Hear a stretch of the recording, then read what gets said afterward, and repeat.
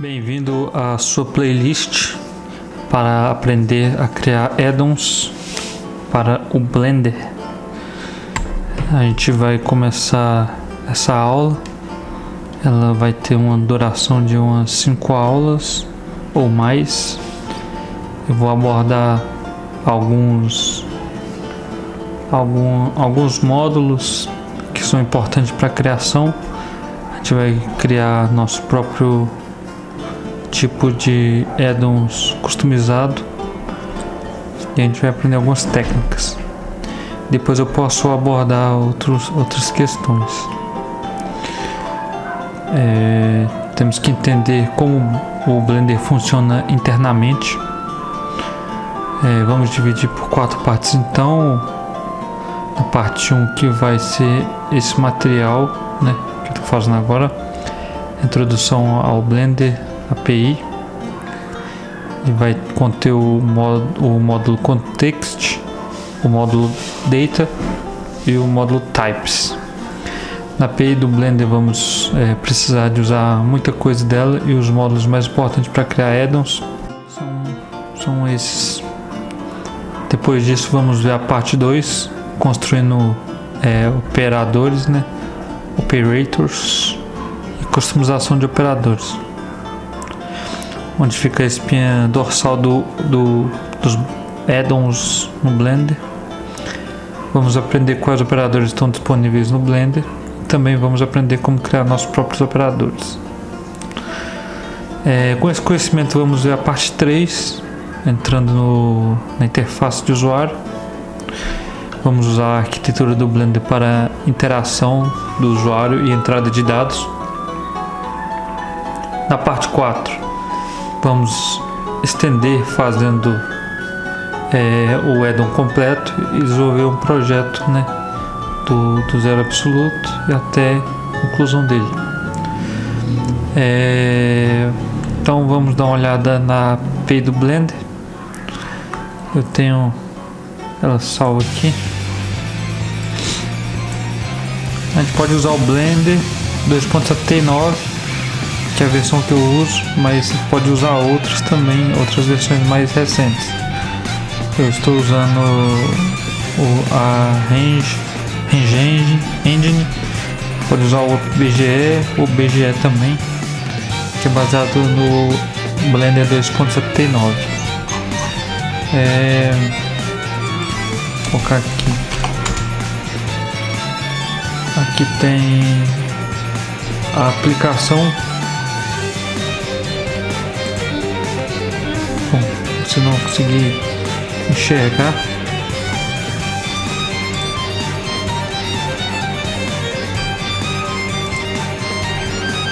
mas eu tenho uma janela aberta aqui. Eu vou trocar aqui a disponibilização aqui. Blender Documentation. A gente tem aqui, por exemplo, aplicações de módulos, é o que a gente vai usar. A gente vai usar o Standalone em Game Engine. Aqui tem o Context Access, Data Access, Operator Access, Type Access, os úteis.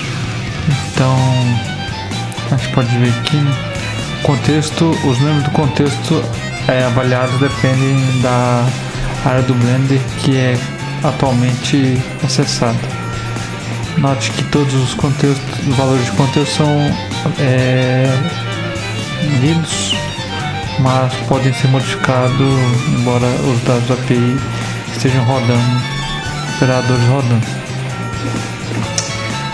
A propriedade é avaliada em qualquer contexto. Então essas aqui são as propriedades: área, Blend Data, Mode, Regions. Esse aqui é contexto de tela. Tem a Scene, Visible Object, Visible Bases, tem Sculpt, Active Stencil, operadores ativos.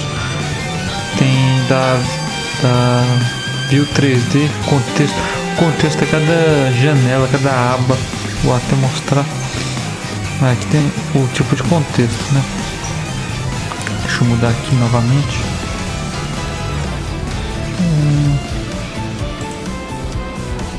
Aqui na range a gente tem, esse aqui é um contexto, esse aqui é outro contexto, essa aba aqui é outro contexto. Então propriedade tem um contexto, essa outline tem outra, a view 3D também. A gente vai mudar aqui para scripting, e aqui tem vários contextos. Aqui tem a info, que aparece o que está sendo executado, né? Por exemplo, dentro do Blender, se eu pego e coloco o cubo em outro local, ele diz aqui, ó, é que foi acessado o BPY e operado com transformação, translação. E aqui tem os valores, né? XYZ, aí tem o valor mirror, que é falso, que é espelhado, proporcional está desabilitado, proporcional edit follow off smooth, aí tem tudo isso. Aqui tem a área de text editor, aqui embaixo tem a parte IDLE, né, que é você executar aqui as coisas aqui bem rápido. Você executa e ele executa aqui dentro. É um modo IDLE. Tem a janela de propriedade com várias abas. Então, nós temos os 3 módulos principais. E para essa videoaula você precisa ter conhecimento básico de Python, conhecimento básico de programação orientada a objetos e um pouco de Blender também. É bom conhecer um pouco das 3 coisas. Então a gente tem um módulo standalone, que é o módulo independente, o módulo de aplicação, o módulo de Game Engine, e na Game Engine vamos adentrar. No caso a gente vai ficar mais na aplicação, né? O modo de aplicação, a gente tem o BPY, que tem os dados, contexto, propriedade, operadores, caminhos, que são os path, operadores com OPS, né, o acrônimo aí, o app de aplicação, utils, que é utilitários, e types, que são tipos. O módulo standalone tem o BGL, o BLF, BMesh, o MFUtils. O módulo de Game Engine é o BGE, o Rend, tem renderização interna, tem o loops dos core, né? O modo de aplicação é todo o aplicativo no Blender em si. O TMPY ele corresponde ao aplicativo do Blender e ele é composto por diferentes submódulos. Então cada ação que realizamos como adicionar um cubo, lâmpada, deletar um objeto, entrar no modo de edição ou entrar no modo de objeto, só acontece por causa desse módulo BPY. Tudo é definido dentro desse módulo de aplicativo. Então, como vamos usar esse módulo de aplicação na prática? Bom, usando o termo BPY aqui no IDLE, a gente pode autocompletar. Colocar aqui autocompletar. Vou mostrar aqui. Tem um app, o context, o data, o OPS, o path, os props, types e utils. A gente vai usar muito disso aqui.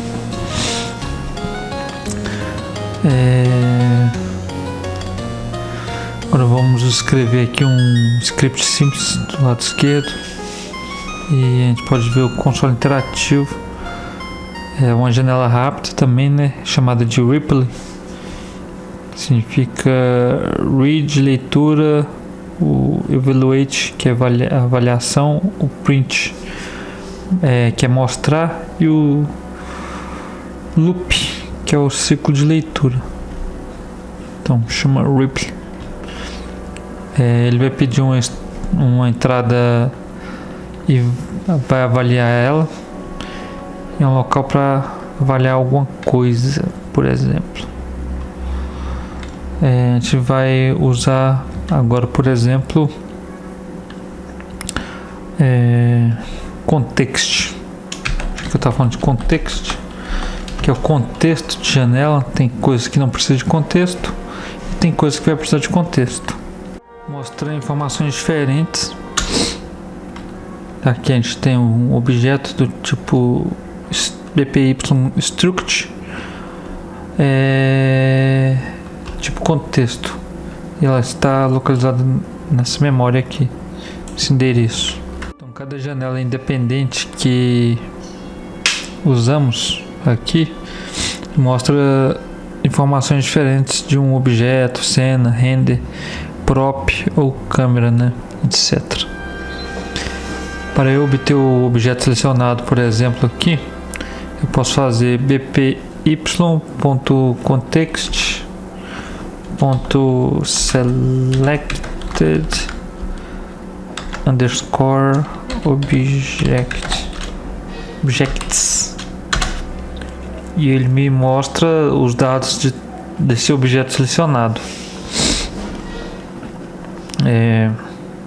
Eu poderia colocar, por exemplo, em vez de object select objects, poderia colocar, por exemplo, mostrar uma lista, né, desses objetos. Então eu posso colocar aqui a função list, colocar a sentença aqui. Pronto, ele mostrou como se fosse uma lista, que dá no mesmo também, né? Se eu selecionar outros objetos, colocar Shift D, por exemplo, selecionar todos e dar o mesmo, ele vai listar todos os objetos que eu acabei de duplicar. Aqui a gente vê o código dele de duplicatas, né? Aqui a gente fez o bpy.ops object duplicate move. Aí tem toda a informação, object ot duplicate. Aí tem a informação linked false, mode translation. Então a gente acabou fazendo a transformação de translação. Transform ot translate, aí tem os valores xyz, constraint axis, falando teve qual eixo em si, né? Mas aqui teve para os objetos com a mesma função que a gente usou, que é esses três. Poderia selecionar todos os outros que tem aqui, fazer a mesma coisa. Dá muito. Em vez de list, a gente também pode usar o slice, né? Notação de colchetes. Vai dar no mesmo. Mas aqui, se você ainda não sabe como funciona a notação de colchete, o primeiro parâmetro é da onde começa do zero. O segundo parâmetro que eu posso colocar é até onde vai, até o 8. Não sei se tem 8 objetos aí. Vou colocar 5, eu acho que 5 tem. E de quantos em quantos, tipo o step dele. Eu quero de 2 em 2, vou mostrar cada 2. Ele mostrou que seria, por exemplo, o 0, o 0, acho que o 3 e o 5, por exemplo.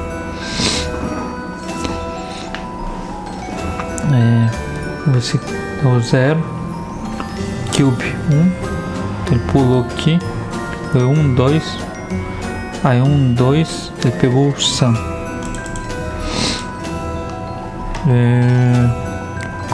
Beleza.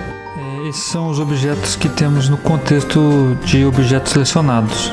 Temos, por exemplo, o selecionador de cena. ele pega a cena. Se colocarmos o ponto name, ele retorna o name da cena atual também. No caso, a gente ia colocar bpy.context.scene, e aí ele mostra ali o dado, né, sendo buscado com a string scene. Mas também a gente pode colocar ponto name e aí ele vai pegar o nome da cena em si. Agora vamos ver um pouco de bpy.data. bpy.data.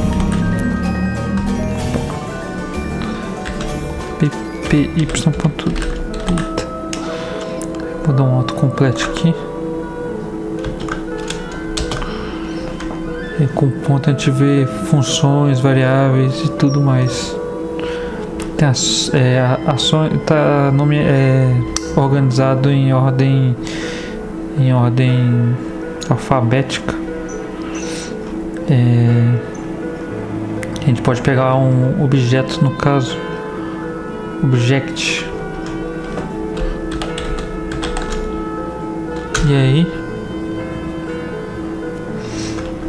objeto não tem atributo object.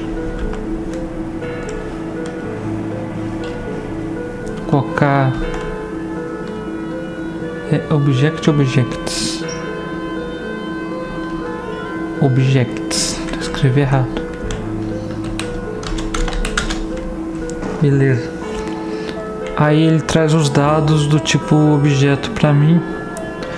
Aí ele diz que é uma coleção, tem 8 objetos nessa coleção, e essa coleção é do tipo Blender Data Object, ou seja, uma estrutura tipo de classe, como se fosse, mas é uma coleção. Se eu usar uma função de lista Python para mostrar a lista desses elementos, posso colocar, por exemplo,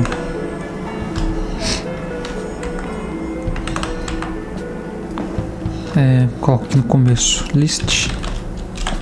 Vamos colocar a anotação de colchete que é melhor, mais rápido. Não preciso colocar nem for nem nada, é só colocar assim e já me mostra. Aí mostra os dados dos objetos também. Ele mostra essa coleção aqui. A gente viu que ele foi iterado. Agora a gente vai criar um cilindro com Shift A aqui. Cilindro tá aqui. Vamos adicionar um material a ele.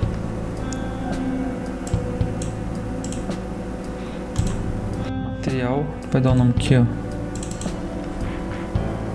Cilindro metal. Beleza, agora a gente vai tentar pegar o material desse objeto. A gente pode, por exemplo,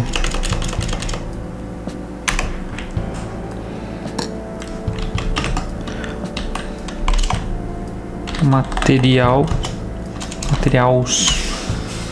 e aí ele me deu uma coleção com 3.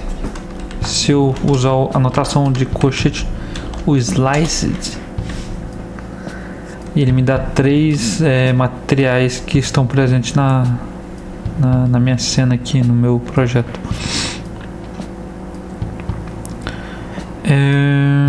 Isso eu posso fazer com tudo, com materiais, com textura.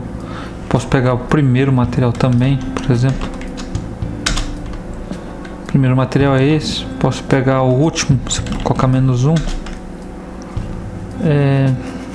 O -2, lógico, vai pegar o penúltimo, e assim sucessivamente. Eu posso, por exemplo, pelo context,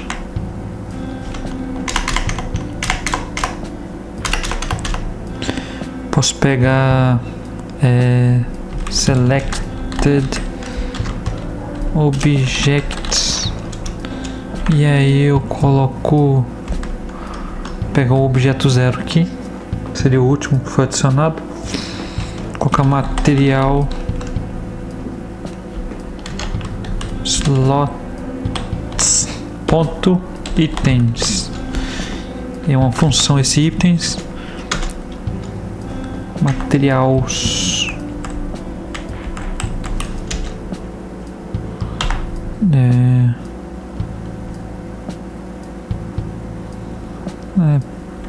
Ponto material. Não é materiais mesmo, é material slots. E aí ele aqui me mostra cilindro metal, que é o item de material. E aqui ele está mostrando o tipo de objeto. Está selecionado é o cilindro. Material slots 0. Beleza. Agora sabemos que o que é BPY data e o que é BPY context. Vamos ver agora o BPY types. BPY.types. E aí a gente dá um ponto. Vou colocar o autocomplete aqui. E aí ele me mostra as classes, no caso, dos types, né? Os types eu coloco. Se dermos um autocomplete, ele vai mostrar um monte de função, variáveis, propriedades e classes. A utilidade desse tipo de dado, na verdade, é todos os objetos, não apenas objetos 3D. Tudo como cena, a luz, os empties, animações, eles usam types definidos que começam geralmente com a letra maiúscula. bp.types.object. Assim, object. Assim ele mostra, tá vendo, o objeto, uma instância, né, da classe. Bom, vamos tentar fazer isso com materials.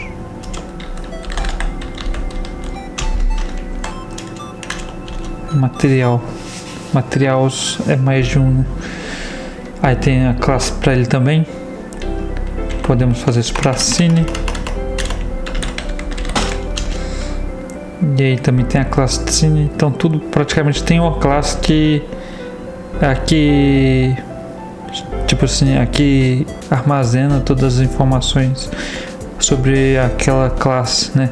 Quando ela cria alguma coisa, cria uma nova cena baseada na classe Cine. É só uma instância de uma pré-fabricação que já está definido. Então a gente pode criar nossas classes, né, nossos tipos e tudo mais. Vamos, por exemplo, provar o meu ponto, fazer vamos selecionar o objeto bpy.type, não, context selected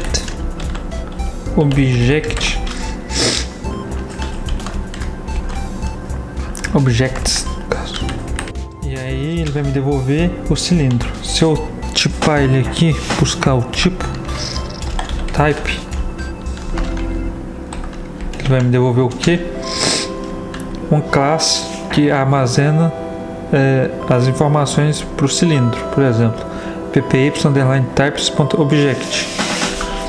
Então esse objeto cilindro, esse cubo, eles são todos desse tipo de objeto que é 3D, que é instanciado dentro dessa classe. Claro que vai ter alguns métodos e cada método deve ser usado para um tipo de instância diferente, sabe?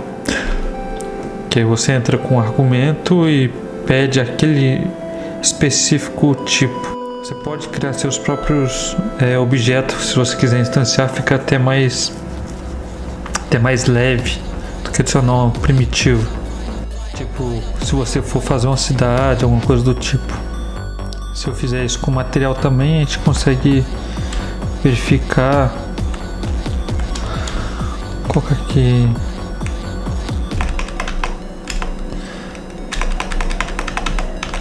data.materials.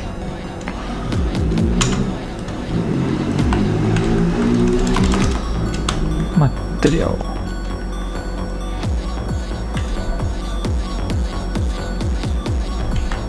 Materiais.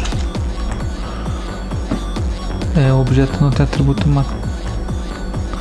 com M minúsculo também. Materiais são os materiais que era o primeiro. E ele me devolve uma classe do tipo material. Bom, então a classe atua como área local, o módulo para tudo que é definido e usado aqui, e usaremos para criar o próprio tipo. Vou mostrar como criar seu próprio tipo. A gente vai fazer, por exemplo, um material bpy.type, ele vai criar um tipo, né? Ponto material ponto. Você vai colocar um nome aí, vai dar um nome, vou colocar Maxwell Prop, sei lá. E aí eu vou colocar um tipo de dado, no caso aqui vai ser o string. Vou colocar um conjunto de caracteres aqui. Texto livre.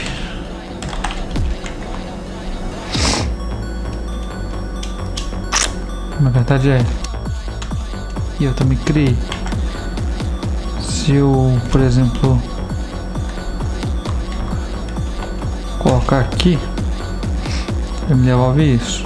Agora se eu colocar Maxwell Prop, ele me retorna o meu tipo de dado que eu armazenei. Seria um string, né? Bom, vamos usar esse conhecimento na próxima aula. Então eu fico por aqui e até a próxima.